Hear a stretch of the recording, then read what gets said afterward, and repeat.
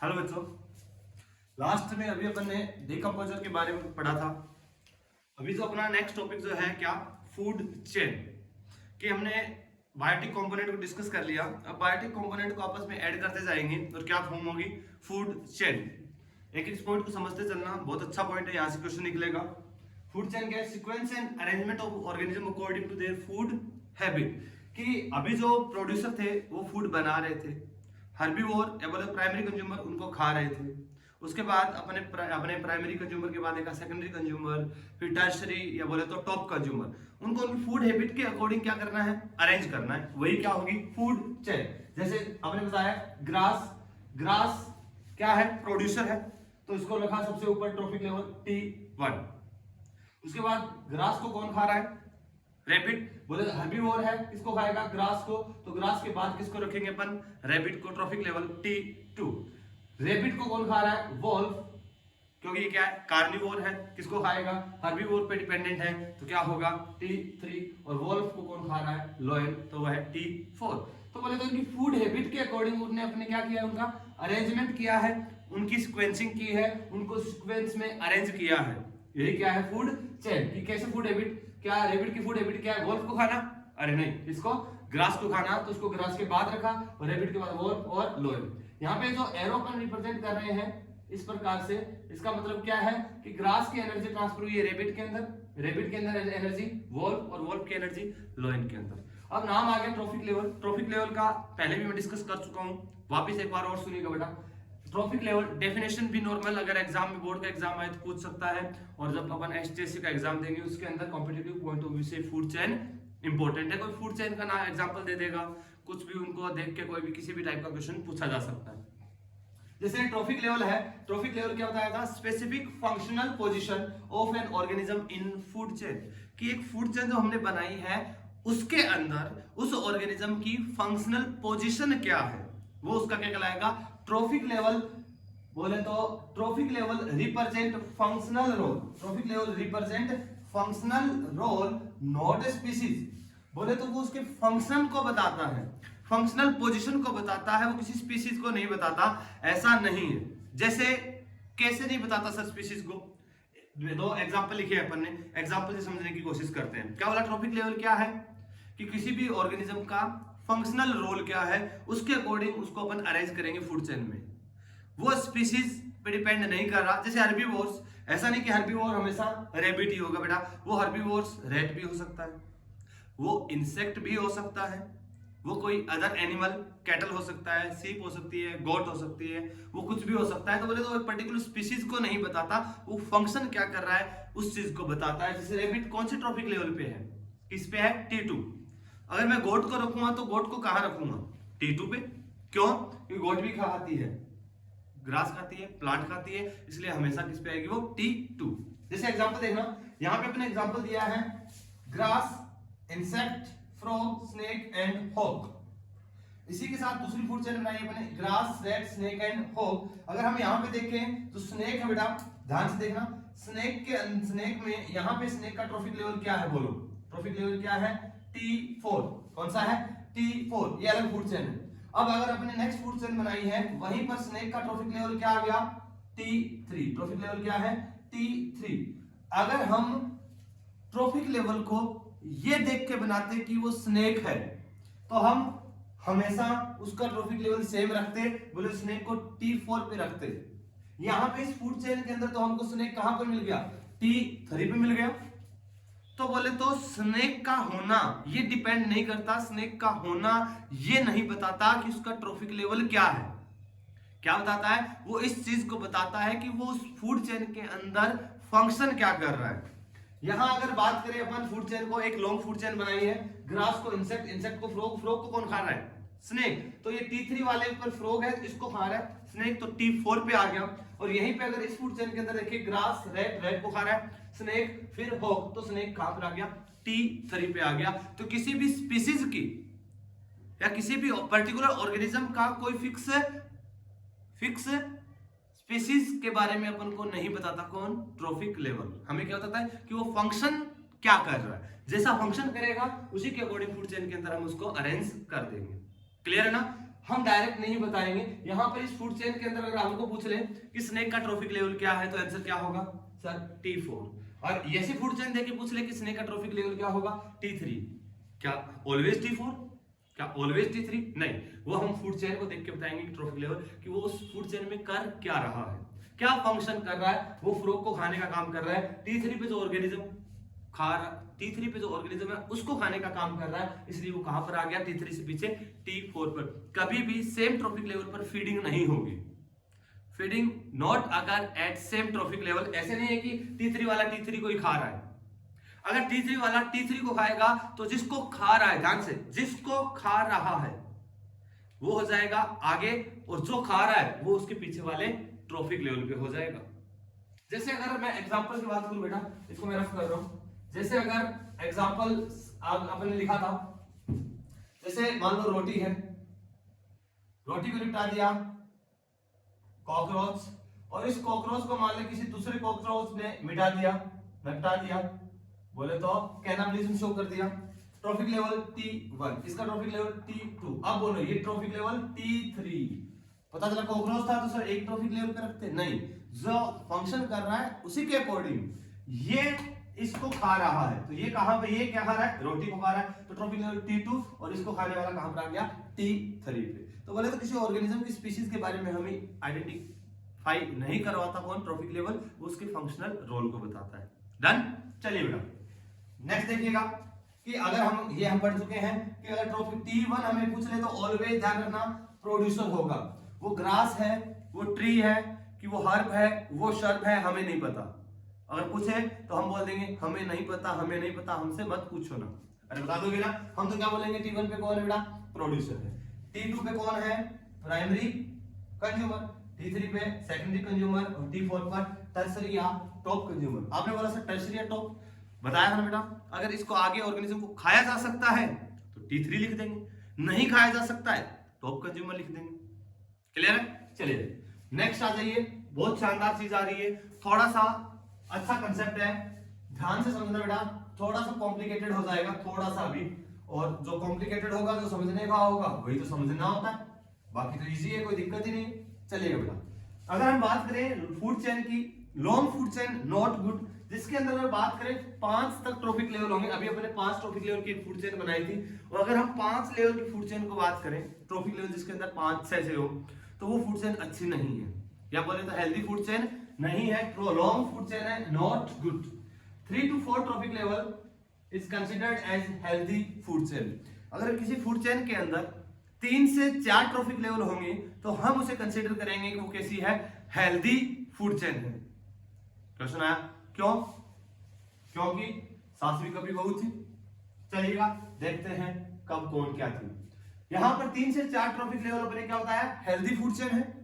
तो healthy food chain वो है क्यों, 5 वाली क्यों नहीं है? देखिए बेटा, energy transfer from one trophic level to another trophic level अगर according to 10% energy transfer law of Lindeman, scientist का नाम था बेटा लिंडमैन। उन्होंने एक कंसेप्ट दिया था जिसको बोलते हैं ट्रॉफिक काइनेटिक कंसेप्ट।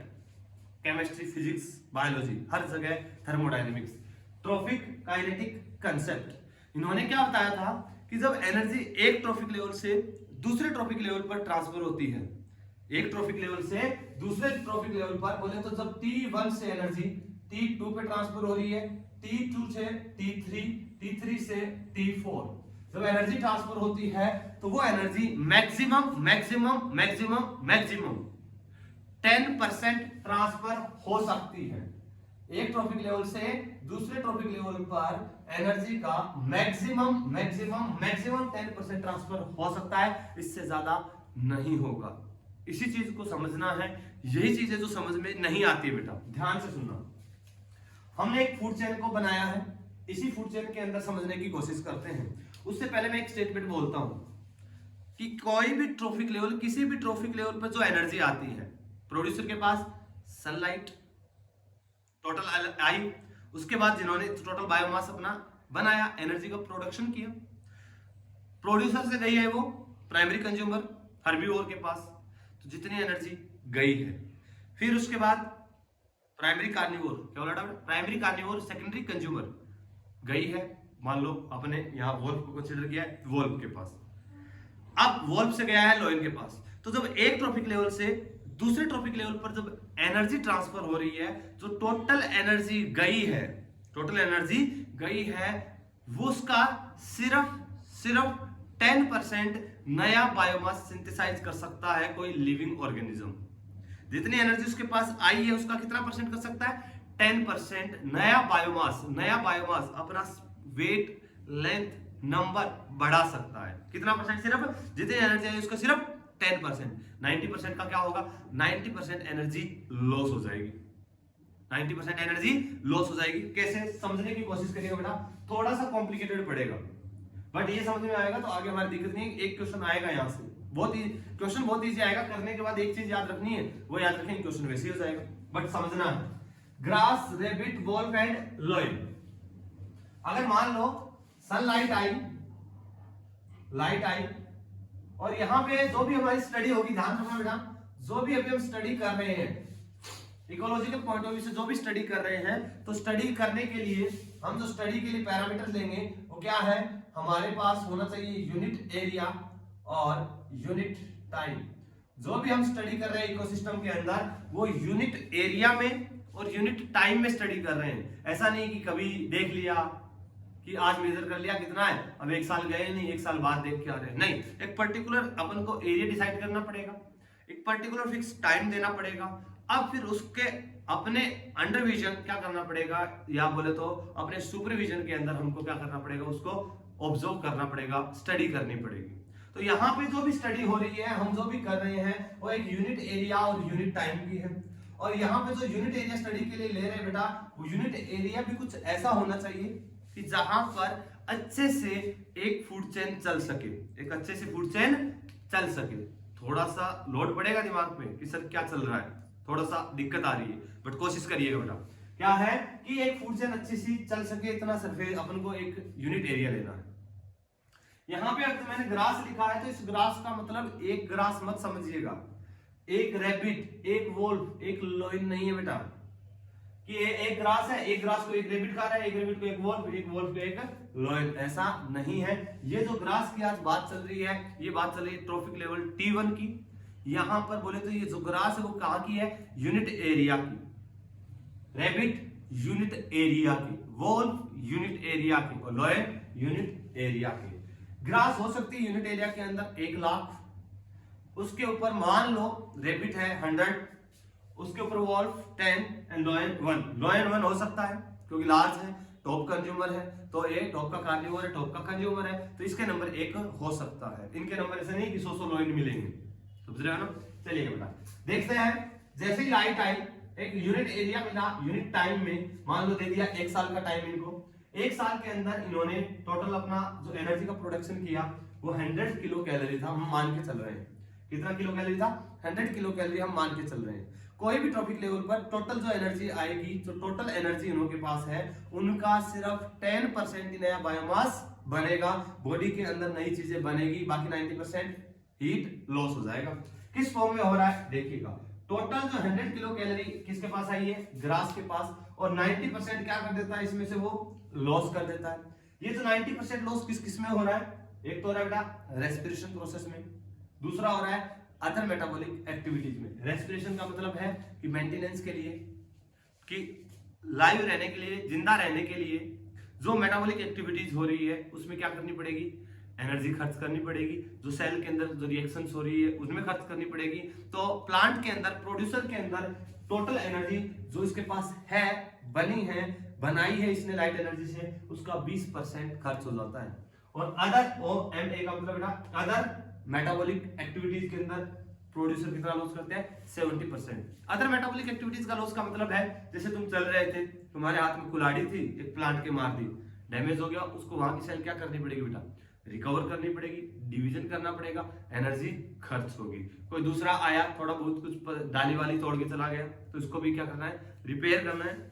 तो ये अदर मेटाबॉलिक एक्टिविटीज है। क्लियर है? तो जो टोटल 100 किलो कैलोरी एनर्जी आई है उसका 90% तो क्या हो जाता है बेटा? लॉस हो जाता है। सिर्फ 10% ही नया बायोमास बनता है। अब ये 10% जो नया बायोमास कितना बना? नया कितना बना? 10%। और ये जो 10% जो मैक्सिमम बना कितना 10% है, तो ये मैक्सिमम 10% ट्रॉफिक लेवल T2 पर जा सकता है। मैक्सिमम 10% T2 पर जा सकता है, क्योंकि नया कितना बना है 10%, तो मैक्सिमम कितना जा सकता है 10। जो T2 वाले जो है वो यूज तो 10% से कम ही करते हैं। मैं कह रहा हूं दिक्कत आएगी बेटा, कोशिश करो वापस रिपीट करना इस चीज को कि मैं बोल के आ रहा हूं, उस चीज को ध्यान से सुनना, गड़बड़ होगी। वापस से इन्होंने एनर्जी बनाई 100 किलो कैलोरी और किसी ट्रॉफिक लेवल पे आई हुई टोटल एनर्जी का याद रखना है हमको कि टोटल एनर्जी का 10% नया बायोमास बनता है, 90% लॉस हो जाता है। जैसे अगर हम खाना खा रहे हैं, टोटल एनर्जी हमने जितनी ली है उसका सिर्फ 10% ही क्या होगा, हमारे बॉडी के अंदर नया बायोमास बनेगा, 90% क्या हो जाएगा, लॉस हो जाएगा। कैसे लॉस हो जाएगा, रेस्पिरेशन में हम इधर उधर एक्टिवली पार्टिसिपेट कर रहे हैं, इधर जा रहे हैं, मसल कॉन्ट्रैक्ट रिलैक्स हो रही है, एनर्जी खर्च हो रही है, कभी कोई चोट लग गई है, रिपेयर हो रही है, हम भाग रहे हैं, एक्सरसाइज कर रहे हैं, हमारे मेटाबॉलिकली बहुत ज्यादा एक्टिव है हम, तो हमारी बॉडी के अंदर अदर मेटाबॉलिक एक्टिविटीज बहुत सारी हो रही है, और रेस्टिंग के दौरान रेस्पिरेशन के दौरान भी एनर्जी खर्च हो रही है, तो 90% एनर्जी तो क्या हो जाती है बेटा, लॉस हो जाती है। जैसे मैक्सिमम कितनी भेज सकता है 10%, जैसे 100 किलो कैलोरी में से 10% मैक्सिमम भेज दी किसके पास, रैबिट के पास, तो कितनी आ गई 100 की 10%, 10 किलो कैलोरी। ये जो रैबिट है ये एक नहीं है, ये यूनिट एरिया के रैबिट है। रैबिट के पास जितनी टोटल एनर्जी आएगी कितनी पहुंची 10 किलो कैलोरी, इसका कितना परसेंट नया बायोमास बनाएगा वो 10%, 90% लॉस। और हर्बीवोर्स के अंदर जो लॉस है वो रेस्पिरेशन के अंदर 30% है और अदर मेटाबॉलिक एक्टिविटीज में 60% है। रेस्पिरेशन में ज्यादा क्यों है सर इससे, बिकॉज रैबिट क्या है, मेटाबॉलिकली मोर एक्टिव है, प्रोड्यूसर के कंपैरिजन में भागता रहता है इधर उधर, हीट लॉस ज्यादा होगा, रेस्पिरेशन रेट ज्यादा है, तो एनर्जी का प्रोडक्शन क्या चाहिए उसको ज्यादा चाहिए, एनर्जी ज्यादा कंज्यूम होगी, एनर्जी ज्यादा खर्च होगी, तो 90% लॉस हो रहा है, उसमें 30% रेस्पिरेशन में और 60% अदर मेटाबॉलिक एक्टिविटीज में। इन्होंने तो टोटल 10 किलो कैलोरी आई, उसका 10% नया बायोमास बना लिया और वो 10% आगे वाले के लिए अवेलेबल है। यहाँ पे 10% 10 किलो कैलोरी इसके पास थी, उसका 10% बनाया है, तो इसके पास कितनी जा सकती है मैक्सिमम वोल्व के पास 1 किलो कैलोरी। अब इसके पास जो 1 किलो कैलोरी वोल्व के पास आई है उसका 10% तो ये नया बायोमास बनाएगा, 90% इसका भी क्या हो जाएगा लॉस। तो 1 किलो कैलोरी का 90% तो क्या हो गया लॉस, और क्या बना 10% नया बायोमास। 90% लॉस किसमें हुआ, रेस्पिरेशन में 60% एंड अदर मेटाबॉलिक एक्टिविटीज में 30%। कार्निवोर, बेटा कार्निवोर को फूड को डाइजेस्ट करने में, कार्निवोर के फूड के अंदर जो मोस्टली क्या होता है प्रोटीन, प्रोटीन को डाइजेस्ट करने के लिए, ब्रेक डाउन करने के लिए इनको ज्यादा एनर्जी कंज्यूम करनी पड़ती है, ज्यादा एनर्जी खर्च करनी पड़ती है। तो एक नॉर्मल हर्बीवोर या प्रोड्यूसर के कंपैरिजन में कार्निवोर के अंदर रेस्पिरेशन प्रोसेस में ज्यादा हीट लॉस या बोले तो एनर्जी का खर्च ज्यादा होगा, क्योंकि वो मीट कंज्यूम कर रहे हैं, प्रोटीन कंज्यूम कर रहे हैं, और उसको डाइजेस्ट करने में एनर्जी ज्यादा लगेगी। तो बोले तो मैक्सिमम जो कार्निवोर का लॉस होता है वो किस फॉर्म में होता है, रेस्पिरेशन में, अदर मेटाबॉलिक एक्टिविटीज में कम होता है, क्योंकि वो ज्यादा मेहनत नहीं करनी पड़ती, ज्यादा नहीं भागना पड़ता उनको। जो हर्बीवोर जितना ज्यादा बच के भागते हैं उतने कार्निवोर नहीं बचते, वो तो बस शिकार करने गए हैं, खाए हैं, खा के रेस्ट कर रहे हैं। 1 किलो कैलोरी 90% लॉस हो गया, जो 1% इसने नया बायोमास बनाया वो आगे वाले के लिए अवेलेबल हो सकता है। 10% के अकॉर्डिंग लोन के पास कितनी पहुंचेगी 0.1 किलो कैलोरी, उसका इसके भी क्या हो जाएगा 0.1 का 90% लॉस, 60% रेस्पिरेशन में, 30% अदर मेटाबॉलिक एक्टिविटीज के अंदर। अरे हो जाएगा कि नहीं हो जाएगा, अब समझ में नहीं आया सर, गड़बड़ हो गई है, चीजें ऊपर से निकल चुकी है। हमने बोला है कि यूनिट एरिया की यूनिट टाइम हम स्टडी कर रहे हैं, ये मैक्सिमम 10% ट्रांसफर हो रही है, ये समझ में नहीं आया, कम या ज्यादा, अगर ज्यादा हो जाएगी तो क्या हो जाएगा।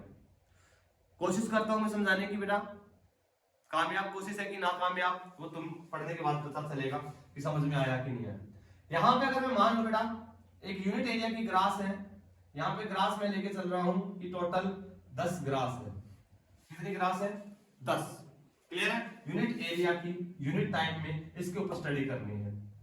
ये आज हमारे पास 10 थी, हमने टाइम दिया 1 साल का, जाओ रे करो रे फोटोसिंथेसिस, बनाओ रे फूड, बनाओ नया बायोमास। मान लो हो सकता है ये 2 टाइप से ग्रोथ कर सकता है, ये जो ग्रास 10 है ये अपनी लेंथ में ग्रोथ कर ले, या मान लो नया कोई ग्रास का प्लांट बना ले।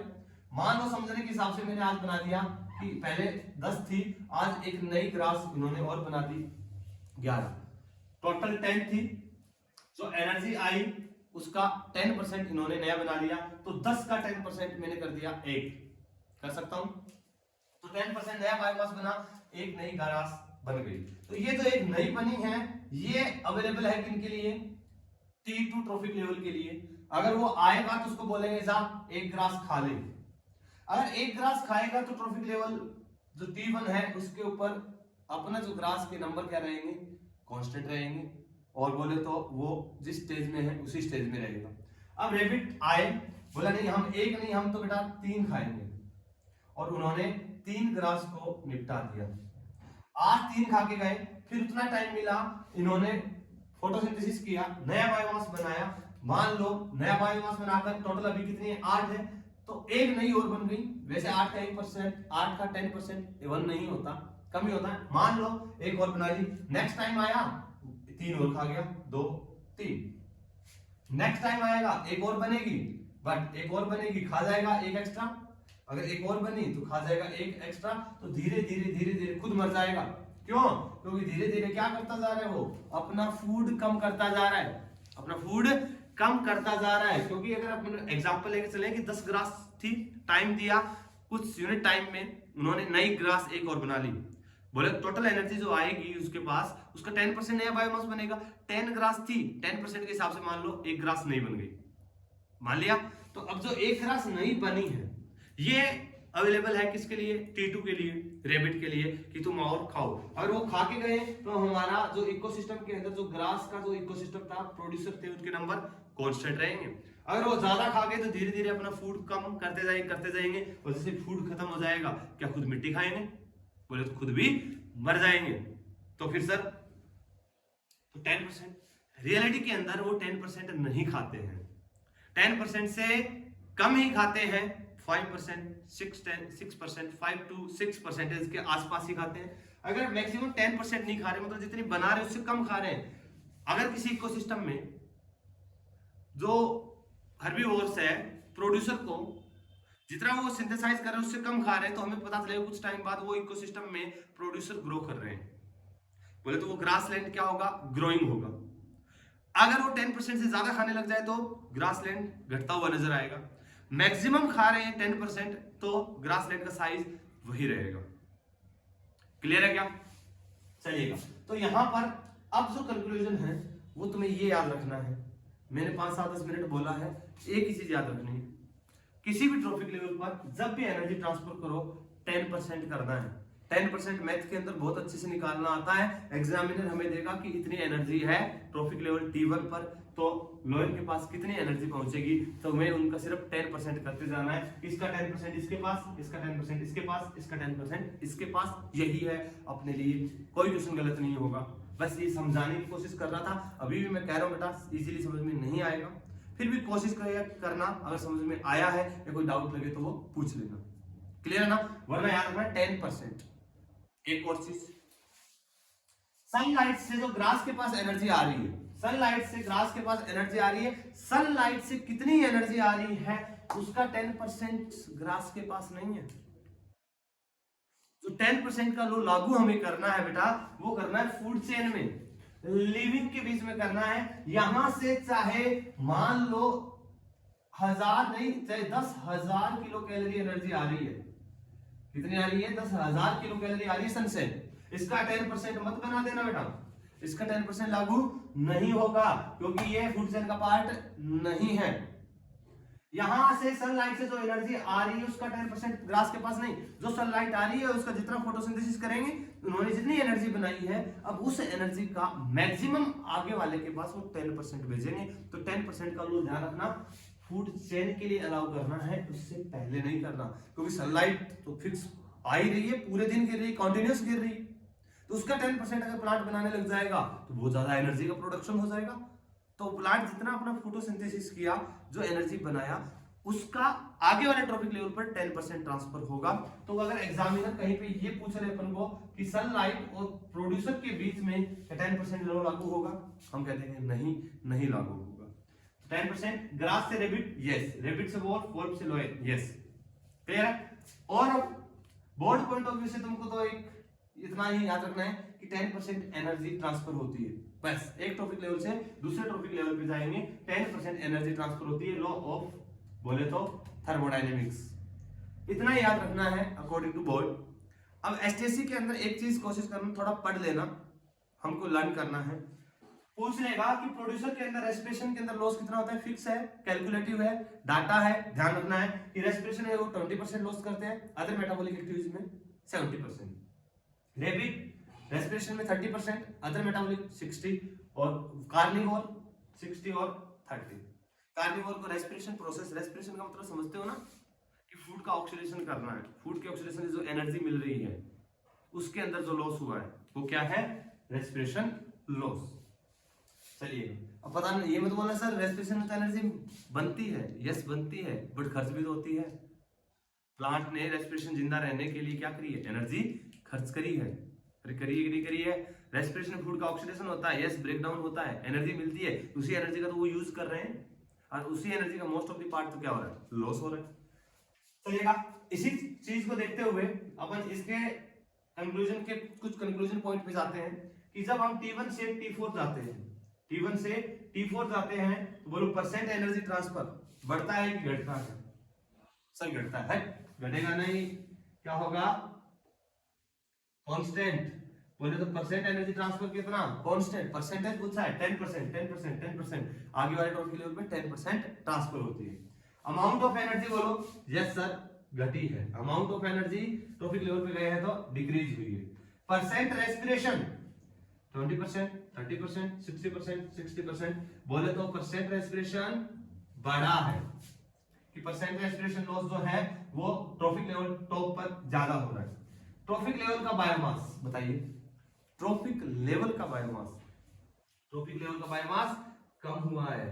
अरे यहाँ पर 1 लाख ग्रास है, यहाँ 100 रैबिट है, यहाँ 10 वोल्फ है, यहाँ 1 लोइन है। अगर ट्रॉपिक लेवल की अगर हम बात करेंगे तो बायोमास कम हो रहा है, इंडिविजुअल की बात करेंगे तो बायोमास बढ़ रहा है। इंडिविजुअल का मतलब एक ग्रास, एक रैबिट, एक वोल्फ, एक लोइन, बोलो बायोमास ज्यादा किसका, अरे भार ज्यादा किसका, बड़ा कौन, समझ गए। इंडिविजुअल की बात करेंगे तो बढ़ रहा है, बट ट्रॉपिक लेवल की बात करेंगे, ट्रॉपिक लेवल यूनिट एरिया में कितनी ज्यादा ग्रास हो सकती है, उसमें रैबिट, उसमें वॉल्फ और लोइन तो मोस्टली एक नॉर्मल इकोसिस्टम के अंदर कंसीडर करेंगे एक या मैक्सिमम 2, एक भी काफी है, क्लियर है। ट्रॉपिक लेवल बायोमास कम हो रहा है। साइज ऑफ इंडिविजुअल ऑर्गेनिज्म की जैसे जा रहे तो इंडिविजुअल ऑर्गेनिज्म का साइज बढ़ रहा है, ग्रास, रैबिट, वॉल्फ और lion. Intensity of competition, intensity of competition धीरे धीरे क्या हो रही है, कम। कंपटीशन कम क्यों हो रहा है, क्योंकि बेटा ट्रॉपिक लेवल पे जैसे हाई ट्रॉपिक लेवल पे जा रहे हैं, नंबर ऑफ ऑर्गेनिज्म के नंबर कम हो रहे हैं। जैसे मान लो यहां पर 1 lakh grass sorry 1 lakh grass है, 1 लाख ग्रास पर 100 रैबिट, 10 वोल्फ, 1 लोइन, 1 लोइन, तो 100 रैबिट है, उनके बीच में कंपटीशन ज्यादा होगा फूड के लिए।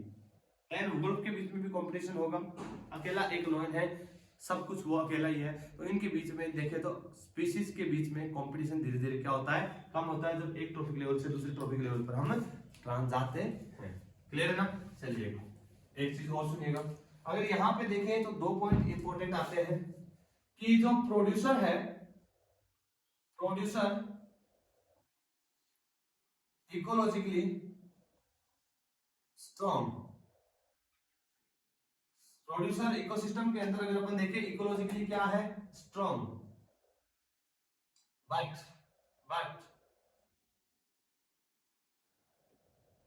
फिजिकली वीक,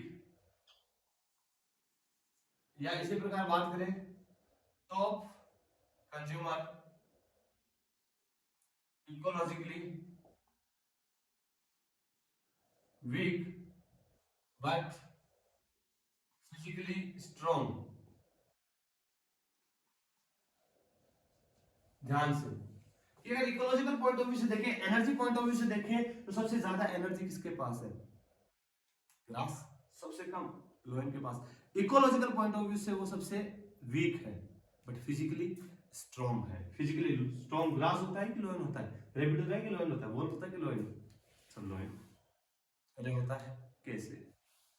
यहाँ टोटल एनर्जी बेटा कि उसके पास हमने देखा इकोलॉजिकल पॉइंट ऑफ व्यू से, इकोलॉजिकल पॉइंट ऑफ व्यू मतलब ट्रॉफिक लेवल के हिसाब से सबसे ज्यादा अमीर ये है, सबसे ज्यादा गरीब वो है। बट इंडिविजुअल की बात करें तो यहाँ 100 किलो कैलोरी एनर्जी है, बांट दो 1 लाख प्लांट में, कितना आएगा इंडिविजुअल के पास। 10 किलो कैलोरी एनर्जी डिस्ट्रीब्यूट करो 100 रैबिट में, देखना कितनी आएगी। 1 किलो कैलोरी को 10 वोल्ट में, 0.1 को 1 में, तो बोले 0.1 किलो कैलोरी अकेले लॉइन की है। तो अगर इंडिविजुअल के हिसाब से देखें तो सबसे ज्यादा एनर्जी इसके पास है, और एनर्जी जब ज्यादा है तो फिजिकली क्या होगा बेटा, strong. Ecological point of view से देखें तो एनर्जी के अमाउंट यहाँ सबसे ज्यादा है, आगे ज्यादा है, कम हो रहे हैं क्योंकि यहाँ नंबर ऑफ इंडिविजुअल भी ज्यादा है, तो ये फिजिकली वीक है, वो फिजिकली स्ट्रॉन्ग है। अच्छा क्वेश्चन है कि इकोलॉजिकल पॉइंट ऑफ व्यू से स्ट्रॉन्ग कौन होगा, लॉयल बोले टॉप कंज्यूमर की producer. Ecological point of view से स्ट्रॉन्ग प्रोड्यूसर, वीक लॉयल टॉप कंज्यूमर, और फिजिकली स्ट्रॉन्ग कौन होगा, टॉप कंज्यूमर। क्लियर है ना। तो यहाँ पे अपने फूड चेन की बात करिए, कुछ किस प्रकार से एनर्जी ट्रांसफर हो रही है। 10% का लो तुमको ध्यान रखना है अच्छे से कि एक टॉपिक लेवल से दूसरे टॉपिक लेवल जाएंगे, सिर्फ 10% एनर्जी को ट्रांसफर करना है। सर फूड चेन बना दी हमने, इकोसिस्टम के कंपोनेंट में पढ़ा था डिकम्पोजर के बारे में, तो यहाँ तो डिकम्पोजर आए नहीं, करते हैं अभी चर्चाएं कि डिकम्पोजर के बारे में, डिकम्पोजर फूड चेन में क्यों कंसिडर नहीं किए।